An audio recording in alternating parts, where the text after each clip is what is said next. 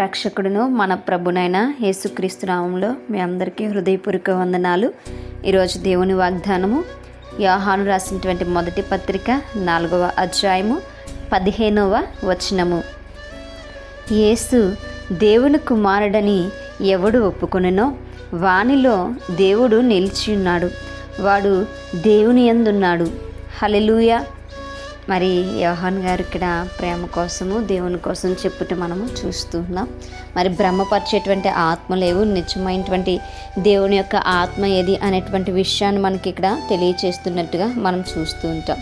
అయితే ఆయన చాలా స్పష్టంగా తెలియచేస్తున్నటువంటి మాట ఏంటంటే, ఎవరైతే కుమారుని నమ్ముతారో, ఎవరైతే కుమారుని విశ్వసిస్తారో, అనగా యేసుక్రీస్తు వారు మరి పైనుంచి ఈ లోకానికి దిగి వచ్చినటువంటి మరి దేవుని కుమారుడు అని ఎవరైతే నమ్ముతారో వారిలో దేవుడు ఉంటాడు అని చెప్పి ఆయన మనకి తెలియచేస్తున్నారు. మరి నిజమే.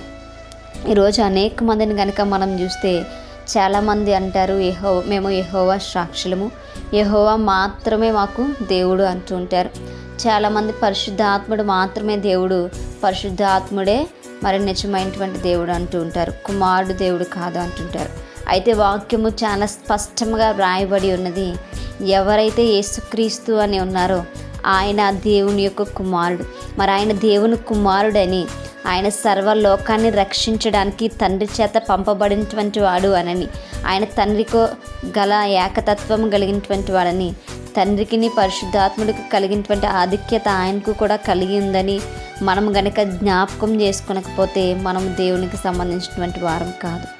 మనము దేవుణ్ణి ప్రేమిస్తున్నాము అని అంటే, మనము దేవుడు మనలో నివసించాలి అన్నా, మనము దేవుడిలో నివసించాలి అనన్నా, మనము మొట్టమొదటిగా చేయవలసినటువంటి పని ఏమిటి అంటే, యేసుక్రీస్తు వారు కూడా దేవుడే. ఆయన తండ్రి పంపిస్తే ఈ లోకానికి వచ్చినటువంటి వాడు. ఆయన ఒక ప్రత్యేకమైనటువంటి జీవితము మనకు రుచి చూపించి, మన కొరకు ప్రాణము నర్పించి తిరిగి మరలా తను ఉండవలసినటువంటి స్థలమును చేరుకున్నటువంటి వారు. ఆయన మరలా రాబోతున్నారు.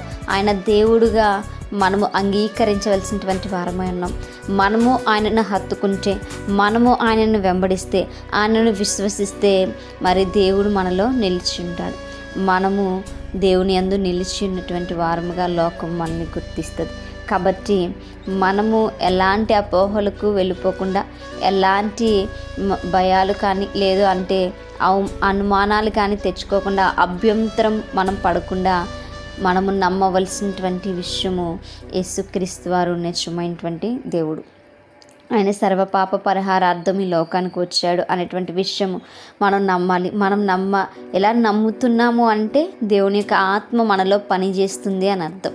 మనం నమ్మడం లేదు, విశ్వసించలేకపోతున్నాం, ఆలోచించలేకపోతున్నాం అంటే మనలో ఉన్నటువంటి ఆత్మ ఏదైతే ఉందో అది దేవుని సంబంధమైంది కాదు, అది మరి సాతాను సంబంధమైంది. కాబట్టి మనము విశ్వసించేటువంటి వారముగా ఉండాలి, మనము నమ్మేటువంటి వారముగా ఉండాలి. దేవుణ్ణి కలిగి ఉన్నాము అని చెప్పుకునేటువంటి మనము మరి కలిగి ఉంటే మరి యేసుక్రీస్తు వారిని కూడా అంగీకరిస్తాం, కలిగి లేకపోతే ఆయన్ని అంగీకరించలేం. కాబట్టి మనలో ఉన్నటువంటిది దేవుని ఆత్మ, లేదు అంటే అపవాది ఆత్మ అన్నది ఈజీగా మనము ఏం చేయొచ్చు అంటే తెలుసుకోవచ్చు. మనం ఎల్లప్పుడూ కూడా దేవుని నమ్ముదాం. ఆయన ఈ లోకానికి వచ్చిన్నారు, మన కొరకు ప్రాణం పెట్టున్నారు కనుక మరి ఆయన మనలో నివసించాలంటే మనం ఆయన్ను దృఢముగా విశ్వసించవలసినటువంటిదై ఉన్నది. ఆయన మనలో నివసించాలని ఇష్టపడుతున్నారు, మనతో సహవాసం చేయాలని ఇష్టపడుతూ ఉన్నారు కనుక మనము కూడా దేవునితో నిత్యము సహవాసం చేస్తూ ఆయన రాజ్యానికి చేరుకుందాం. అటువంటి కృప దేవుడు మనందరికీ కూడా దయచేయనుగాక. మేము ప్రార్థించుకుందాం. పరిశుద్ధుడా, మహాగణుడా, గొప్పవాడా, మీకు వందనాలు. నిజమే ప్రభా, నిన్ను మేము ఒప్పుకోకపోతే అయా మేము దేవుడు ఎవరో తెలియదని అన్నంటే ప్రభా, అయా నీవు మాత్రమే దేవుడు ప్రభా, అయా నువ్వు మాలో నిలిచి ఉండాలి అన్న, మేము నీలో నిలిచి ఉండాలన్నా మొట్టమొదటిగా మా నోటితో మిమ్మల్ని ఒప్పుకోవాలి, మా హృదయంలో మిమ్మల్ని విశ్వసించాలి ప్రభా. అయా ఏ దేవుడును మరెవ్వరునూ లేరు ప్రభా, నీవు మాత్రమే దేవుడు కనుక ఆయన మిమ్మల్ని విశ్వసించి ఆయనని మిమ్మల్ని ఆయన ఘనపరిచేటువంటి స్థితి మా అందరికీ దయచేయమని, మా ప్రార్థనలు అంగీకరించి ప్రతిఫలం దయచేయమని, ప్రార్థన దయచేసి మీ పాదసాన్ని చేర్చుకోమని నజరేయుడైన యేసుక్రీస్తు నామములో అతి మిక్కిలి వినయముగా బ్రతిమలాడి వేడుకుని పొంది ఉంచిన మా ప్రియ పరలోకపు మా కన్న తండ్రి. ఆమేన్. Praise the lord.